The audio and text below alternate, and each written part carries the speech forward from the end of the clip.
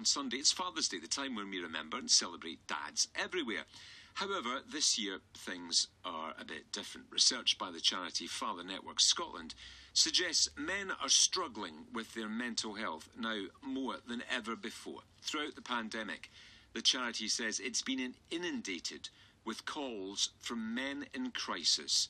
So as Men's Health Week comes to a close, what are some of the specific mental health challenges that men have faced? Let's talk about this first with Kirsty Nichols from Father Network Scotland. Kirsty, good morning. Thanks for your time this morning.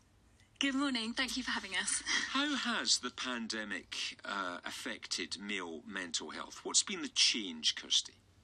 Well, I think that the pandemic has really kind of just amplified perhaps some of the mental health challenges that men have been facing, always.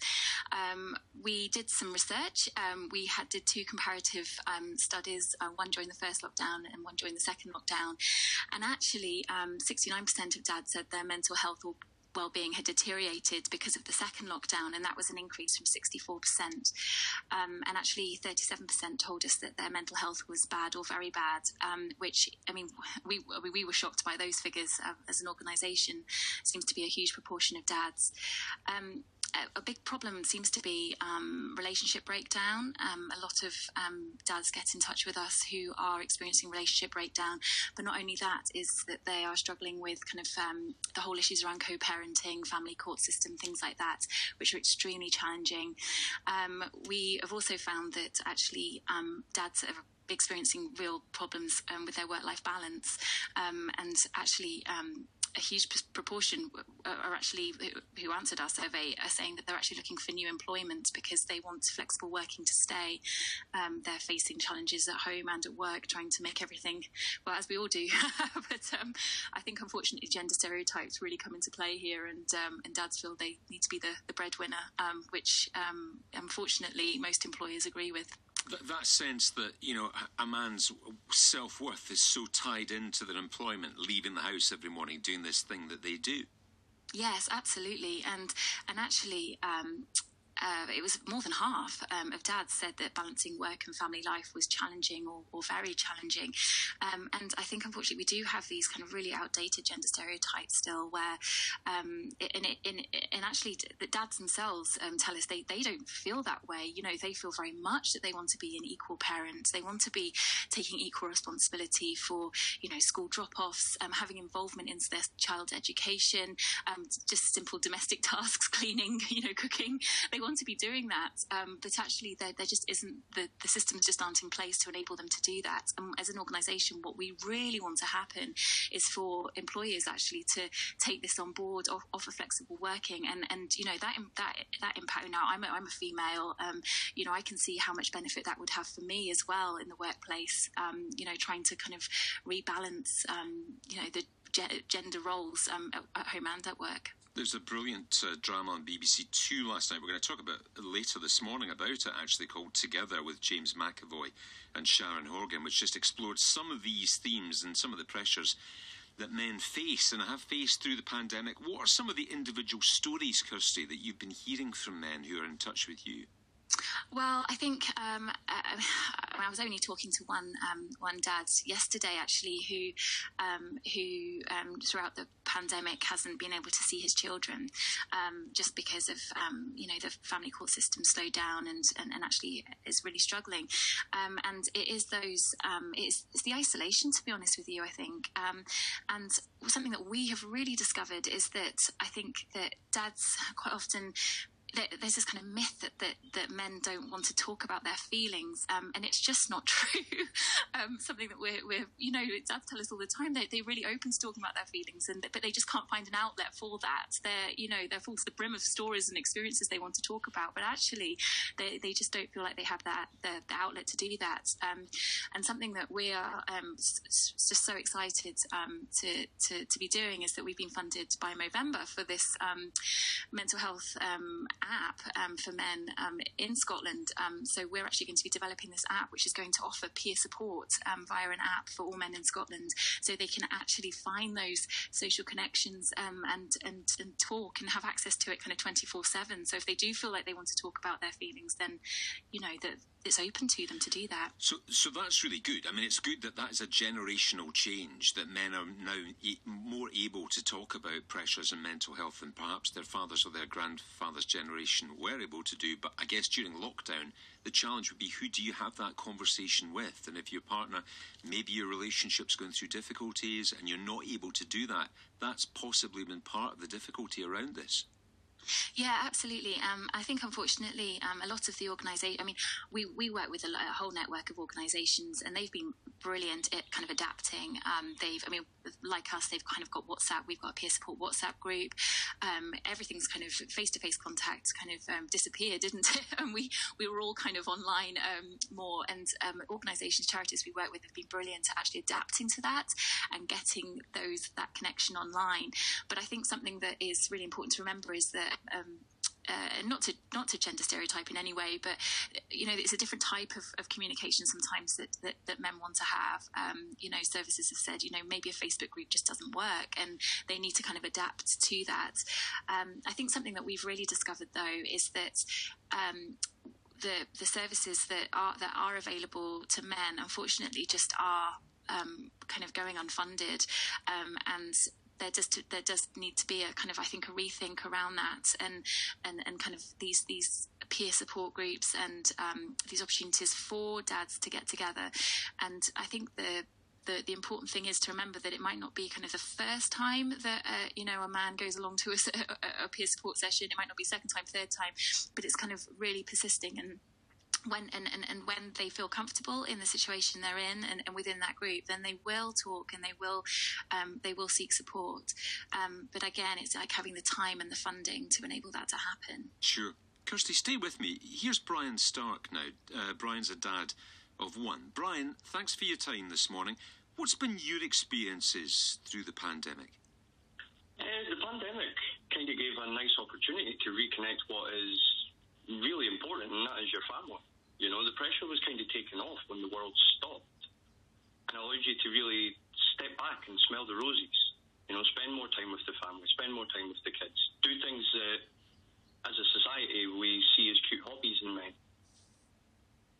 And challenge some of those kind of traditional roles that we've just been talking to Kirsty about, that men are seen as being responsible for. Yeah, took the pressure off and allowed us to slow down and really concentrate on our families and reassess what we are doing everything for.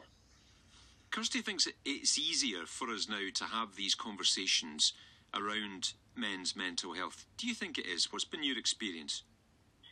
Anytime I speak to a dad or a man, it's the second you ask them, how are you feeling? The floodgates open, and they are desperate to talk about it. But I think dads feel like the only people that understand them are other dads. And it's nice to have that network and connection with people who know what you're going through, that you don't have to explain it to, that just understand exactly what you're going through and have been there themselves, and build on their experience to kind of use peer-to-peer support to get us through whatever difficulties we are facing. What are the common pressures, do you think, that men face in these situations as dads, Brian? What are the expectations maybe they face that put pressure on them? Well, as dads, you kind of feel like you're valued only by what you bring to the table, how good a provider you are. And being a parent, and myself, I was a stay-at-home dad, you get little digs here, there and everywhere. I was turned away from playgroups just for being a dad, and saw little jokes everywhere, little signs saying, this is so easy, dad can do it. And it felt like you were the butt of every joke. You were even asked when taking your kid to the park, oh, how's the career going? Ha, ha, ha. Or, oh, has she got you babysitting again? It's like, no, I'm parenting my child. Something that we would never say to a mum, and that chips away at your self-confidence. It does, yeah. It feels like your armour's chipped away slowly but surely, and it starts to make you feel very isolated. So to have these conversations, to find support, and I'm just thinking now about all the men that are maybe having these sideways conversations on the way to Wembley today. We're there to talk about the football, but then the follow-up conversation is, how have you been the past year? How's it going? And these stories maybe spill out. How easy do you find it to find people that you can talk to about this, Brian? Well, to begin with, I found it very hard. You know, you had to dig to find any of the men's groups or support for men, or especially dads. I'm lucky enough to be involved with the Dadtastic Club run by Circle, and an amazing bunch of dads there. And we go for weekly walk and talks where we literally just meet up, go for a walk, and talk about any issues that we're facing. And it's an incredibly warm experience where you can share all the difficulties that you're going through, know that you have that connection with someone facing the same difficulties, and discuss some solutions, or at least vent it out. And not be judged. Exactly. Brian, stay with me. Here's Philip Hodgson now, who's a psychotherapist on the line for us this morning. Morning, Philip. Good morning. What do you think has been the change in terms of the pandemic and the pressure that it puts on men's mental health? Well, I think in practical terms, men have been confined to the domestic space without the traditional safety valves. Going to the footy, going to the pub, denied. Mixing with mates and activities where, although you may not discuss your feelings, you can get some solidarity from other men about the predicaments of marriage and fatherhood. You know, single men unable to see girlfriends or meet girls, younger men, after all, put considerable energy and road miles into chasing the opposite or the same sex, denied. Married men forced to be good, men in troubled relationships forced into more rows, abusiveness increases, and the button of work often replaced by compulsory togetherness, confined to barracks, and, as I think Barry said, life frozen in time. So that's the background. Some people have enjoyed lockdown, some have loathed it, most have found it stressful. And I would make a couple of points about this whole issue of domestication of men. You know, before the Industrial Revolution, we all worked from home, more or less, apart from sailors and a few others. And the Industrial Revolution took us away from our house into the working week in a factory. And there's still this issue about men should be the breadwinner. Well, in actual economic terms, men were breadwinners as a majority for about 20 years. But we still cling to it, and the society still pushes us towards it. Whereas women have been the new economic power generally in society. And that has had implications for this view as to what a real man is. I know that men do now talk more about their feelings, because that's my business. But it's still a huge stigma for things like depression. So in depression, men have two problems where women have one. They're depressed and they can't seek help very often. And if you don't accept that, why are men half as likely as women to be diagnosed with depression, but 3 times more likely than women to kill themselves? That conversation that Kirsty was saying is easy to have, and you say as well, more men are having it now. Yeah. That's a good thing, but presumably that was harder during the pandemic. It was almost impossible if you were in serious trouble, because mental health services were some of the first things to be definanced, and also they were suspended largely during the pandemic because the hospital service was turned over to the immediate crisis. There were no treatments except privately, if you were lucky and found it and could afford it, or online. There were no group therapies, things like addictions and so on. You couldn't go and get drugs that could make you perhaps not drink for a month, so give you a breathing space. That sort of work was not being done. And so just as lockdown meant that we were frozen in time, so treatments were frozen in time. Problems continued, however, to grow. One bloke said to me, you know, lockdown is like continuous Christmas, and I've never enjoyed it. And also, and this is changing now, thankfully, but a lot of men's validation comes from the workplace, doesn't it, or from sport. And or doing things, being active, achieving things, even the silly things, you know, like walking up the street at a faster rate than somebody else. And we haven't been able to do any of that until, you know, the prospects are now dangling before us, and things seem to be changing. But it's a long period of touch-up. In the meantime, you know, we've all got adapted, as we do.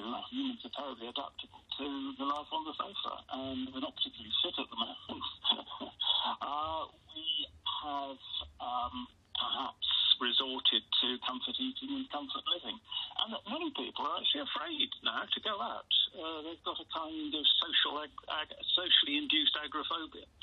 So we've got to try and be more robust and even use some of the traditional male values. So courage is a very good quality when it's required, and we do need to try to find some courage now to try to go back and face real life, even at a greater risk than perhaps we're all entirely comfortable. So you think this will take time? You know, although guys are back playing football, watching football together, some people going back to the office, this is going to take a long time to clear up, Philip. It's going to take, when I was asked about the pandemic originally, and how long it might get over the immediately difficult phase, I was surprised people. I said about 4 years. And I was reminded of things like the First World War, when everybody thought it was, in 1914, it'd be over by Christmas, and it wasn't. There's a lot of dimensions to this, and society has withdrawn from social interaction. It's going to take quite a while to persuade some people to go back to the way things were. Philip, thanks so much for your time this morning. Kirsty Nicholson, Father Network Scotland, there are an array of organisations out there to help a man listening to this who needs support. Where can they look? Well, I would actually suggest we have a directory on our website. So it's fathersnetwork.org.uk, and you can go on there, and there's actually a directory of all the services in Scotland that you can reach out to, and you can search that via kind of topic areas, geography, things like that. So I would recommend doing that. Kirsty, thanks so much for your time this morning. Kirsty Nichols from Father Network Scotland, and we heard from Brian Stark as well on that too, his experiences as a dad. And we've also got support and advice around mental health generally on the BBC Action Line. That's bbc.co.uk/action line, or you can call for free anytime, 08000 155 998. It's 10:23 on a Friday. This is BBC Radio Scotland. On Sunday, it's Father's Day, the time when we remember and celebrate dads everywhere. However, this year things